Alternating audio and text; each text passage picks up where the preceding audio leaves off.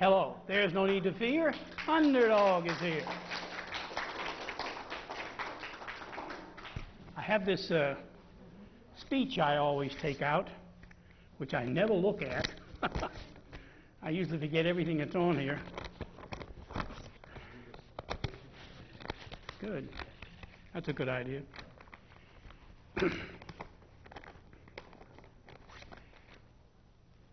I want to talk to you about the book, How Underdog Was Born, which I hope you'll buy, if you haven't already. And not only because I think you'll be entertained by the book, but because all the author's royalties, money Chet and I might have made, my partner and I, go to Victory Over Violence, a nonprofit organization based in Boston. And Nancy Purbeck is the founder and current president of that organization. And the reason it's proper that all the author's royalties go there is because we never would have written a book if she hadn't kept after us.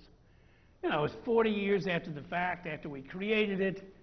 You know, we thought, what the heck are we going to remember anyway, you know? And, but she just kept on. The people will enjoy it. There are people out there who are fans. You have to do this, you have to write it. So, and Chet was even more reluctant than I was. So anyway, we finally wrote it. So it's, I think, delightful that the profits do go to the organization she heads up, Victory Over Violence. As for the book itself, I was going to have her stand up, Nancy. The book itself, we've had letters and comments from people about the book. And one of the reasons that particularly creative people seem to like it is that it's so detailed on the creative process. And you know, you create something and you look back, heck, I don't know, 6 months later, much less 40 years later, and well, wait a minute, why did we take that turn? How did we happen to go from here to there? And it's very difficult to pinpoint. But for us, we were both advertising people. We worked for the same advertising agency. And at an advertising agency, you have to keep records. I mean, you know, you go to lunch with the client. While you're at lunch, you've got to make notes so that you can report it on the conference report. And we had learned to take those kind of notes, so we took them as we created series. And so when we finally got talked into writing the book, we had all these old notes we kept. It was actually fun, you know. You look back and say, is that what we did? So we had all that. So we had a record that you don't usually have for the creative process. I know I'm a writer. I've written other books. I've written novels. I really couldn't tell you how I got from here to there after the fact. But in this case, we could. So I think that's made it interesting. Of course, even with the notes, it could have been a bore. It was not our first series. You'd think that it would just like be a breeze. You know what's going to happen. We had created King Leonardo and his short subjects. That's the most unheard of thing I ever heard of. That was King Leonardo. And then we had we created Tennessee Tuxedo. All right, Chumley, Tennessee Tuxedo will not fail. So we had, this was, as I say, our third series, not our first. So it could have gone like clockwork. Instead, it turned out to be what we call our Twilight Zone episode. Nothing went the way we expected. Absolutely nothing. I couldn't sit up here and tell you all the things that are in the book, and I hope you'll buy it. Victory Over Violence deserves it. But they are in the book. But I think one of the reasons that it was so different that we hadn't expected is it was the first time we had been in a competition to create a series. I think that changed the whole road, as it were. It started to turn from that moment on. I went into New York June of 1963 for a meeting with my old boss, Gordon Johnson.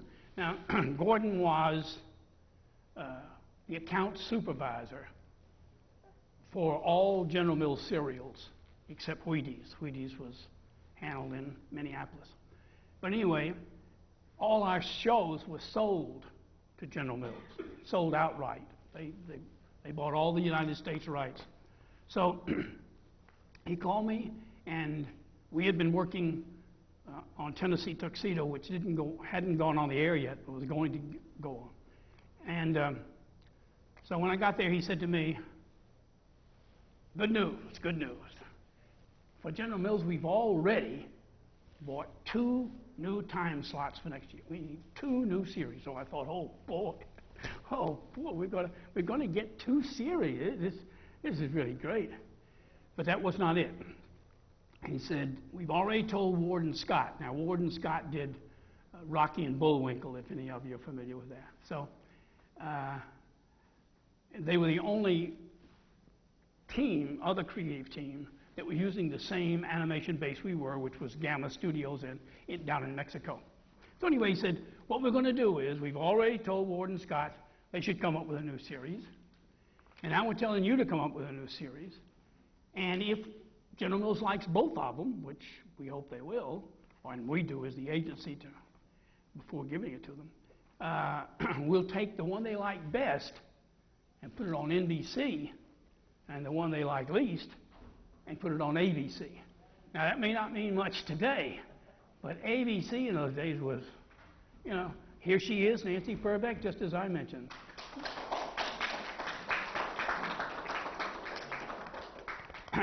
So we'll put the worst one on ABC, because I say it was not, in those days, 1963, it was not much of a network.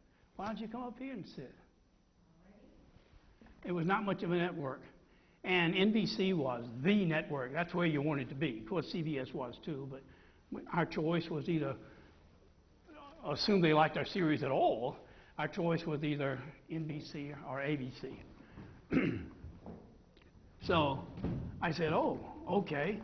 So we're in competition with Ward and Scott. I said, so are there any ground rules? He says, wide open. Any kind of series, any kind. You got to have animals. Of course, General Mills insisted that your key characters be animals. And he said, it's got to be animals. And, oh, yeah, no frogs.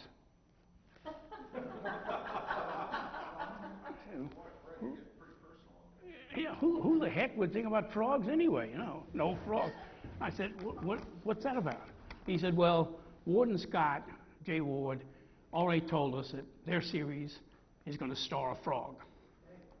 So I said, okay, no frog. He said, but I'm warning you, Buck, I'm telling you right now, you got to have a super series if you want to win this, because it's only a super series that's going to get the top spot. I said, okay, we got it. And he gave me a pretty fast deadline. I think it was a 4-week turnaround that we had to make our first presentation to him, a rough presentation. So, excuse me. Good.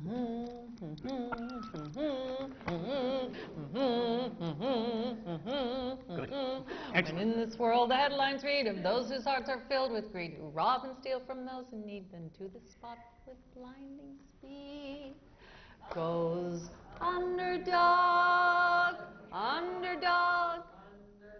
Great speed of lightning, roar of thunder, fighting all who rob or plunder. Underdog, bum, bum, bum. Yeah, Underdog. Yay! And forgive me for interrupting. Yay! But also, if you all may know, he actually wrote all of those lyrics and the song on his little old piano at Cape Cod. Black piano.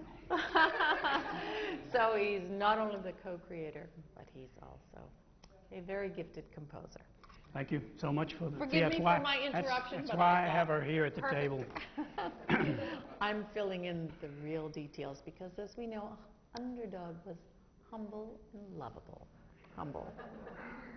So I went back to Cape Cod, where I was living at the time,